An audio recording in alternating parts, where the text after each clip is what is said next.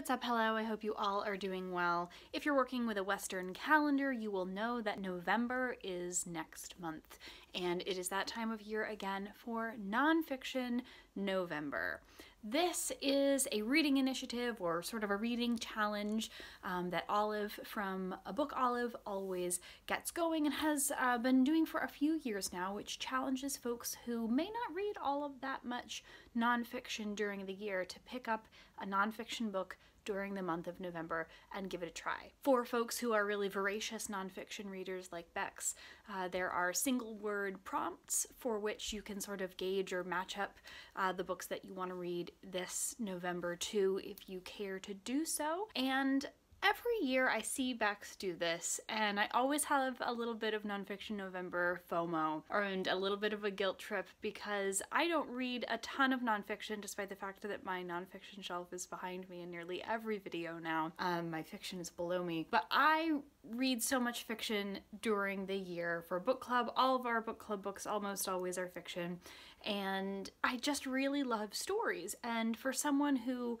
at a certain point in their career was reading a lot of peer-reviewed journal articles, and still reads a lot of peer-reviewed journal articles in my spare time, sometimes reading nonfiction can feel like bringing work home with me. It can feel like a bit of a slog. But often in the past I've had really good luck with listening to nonfiction on audiobook, and I'm starting to pick it up more and more, not that I'm having any outside insistence from a certain friend or channel co-operator of mine. Not at all. So this November, I am hoping to make good on my promises to myself to give this a real shot and do well at Nonfiction November. I generally have the same success at this as a lot of people do with New Year's resolutions. It starts off really great for about the first 10 days, and then I fall off the wagon with it. So this year I have picked out 4 books that respond to the 4 prompts, and I'm gonna guarantee you right now I'm not gonna get through all of them. That is a promise, because in the words of Elizabeth Bennet, and I'm sure that I can't get the copyright to even use that clip, so I'll just do this instead. I'm not afflicted with false modesty, your ladyship, when I say I play poorly. So yeah, I'm not afflicted with false modesty, y'all, when I say I'm not gonna finish all of these books. I promise, I'm not gonna finish all of these books. And if I do, it'll be by some miracle. But nevertheless, it's always great to try, so I've picked out 4, 1 for each prompt. Let's talk about them a little bit. So the first prompt for Nonfiction November, if you're following the prompts, is the word record, or record, depending on the way that you're thinking of it. You can interpret the prompts any way you want. That's why they're a single word. You can combine them, you can completely disregard them, but the first prompt for me, I am interpreting as the word record. So I have picked Cast, The Origins of Our Discontents by Isabel Wilkerson. This has been on my TBR for an incredible length of time. I'm so looking forward to finishing this book. I'm 4 chapters in right now, and I'm listening to the audio, and I'm really, really enjoying her perspective, the attitude with which she writes, the tone with which she writes, the tone with which it's being read, and the point that she's making and the argument that she's making that American society is divided into sort of a hidden and unspoken caste system. And the more that I read this book, the more that I see it in society. I see it actually a lot in the work that I do. I had originally heard about this book on NPR when it was published, and I'd heard an interview with the author who, and I don't know if it was the audio quality or if it was actually her, but she was very kind of soft-spoken.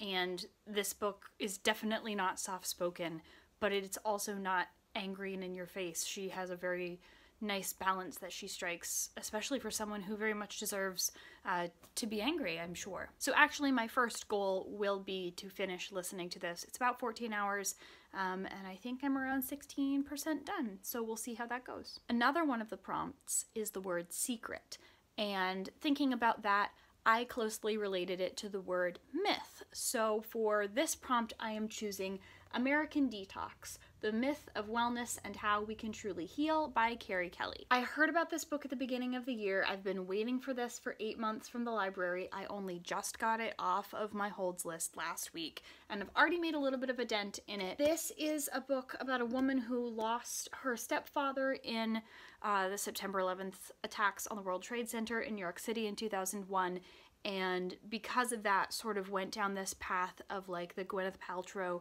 goopy, stereotyped white lady Instagram level wellness cult trends, which are very pervasive today, and I actually would equate wellness now probably more than anything with Instagram and like green shake influencers, I guess, because there's nothing more profitable for marketers now than telling people, particularly women, that there's something wrong with them.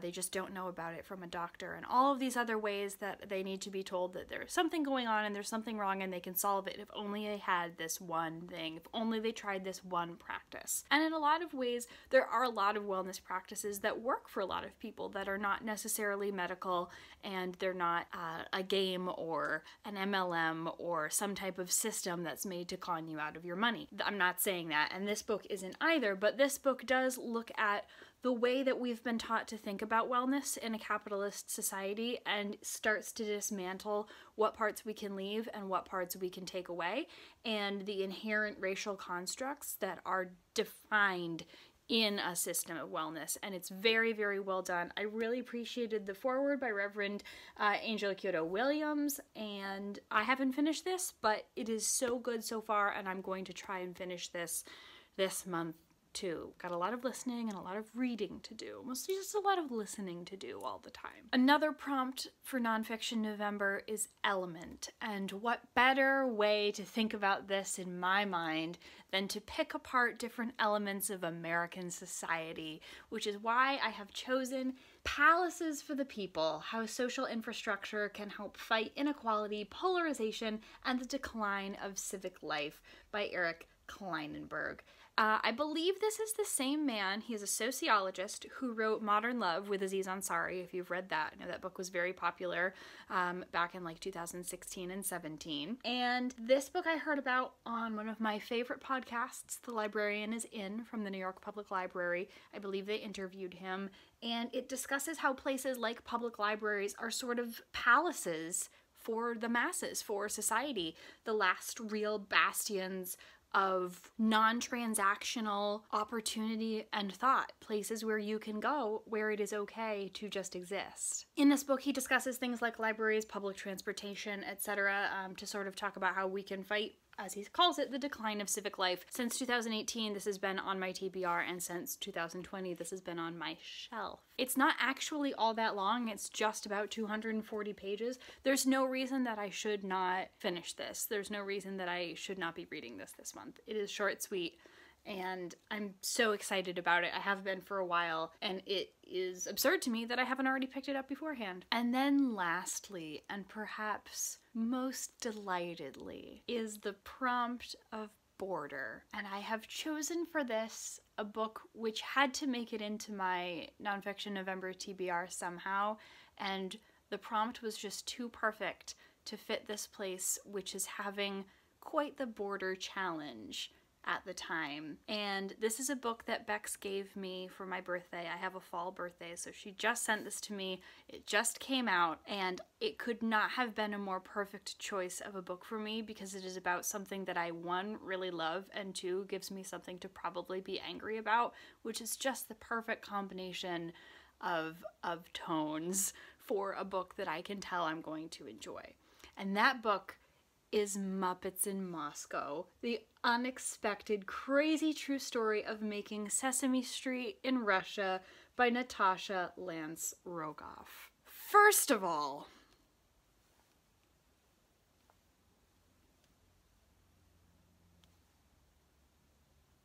amazing. I'm so looking forward to learning more about how they took a children's television show that values all of these ideas of friendship and kindness and learning and supporting one another, all of these wonderful ideas, in an attitude of like singing and cooking and eating cookies with these big puppet things that were invented by Jim Henson, who actually created his own major of puppetry at the University of Maryland, if you didn't know that, and seeing how that translates in a very different context from the United States. And they say early on in this book, I've only looked at one of the first chapter quotes, but they say early on in this book that Russia has a long history and deep history of puppets and puppeteering.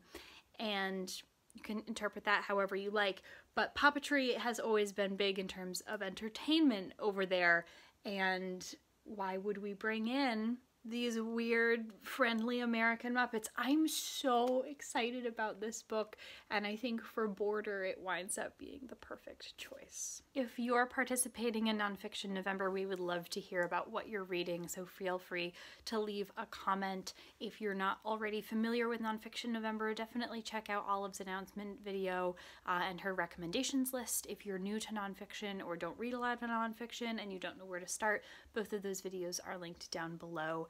As always, thank you so much for watching. We hope you're having lovely weeks and lovely lives, and we'll see you very soon.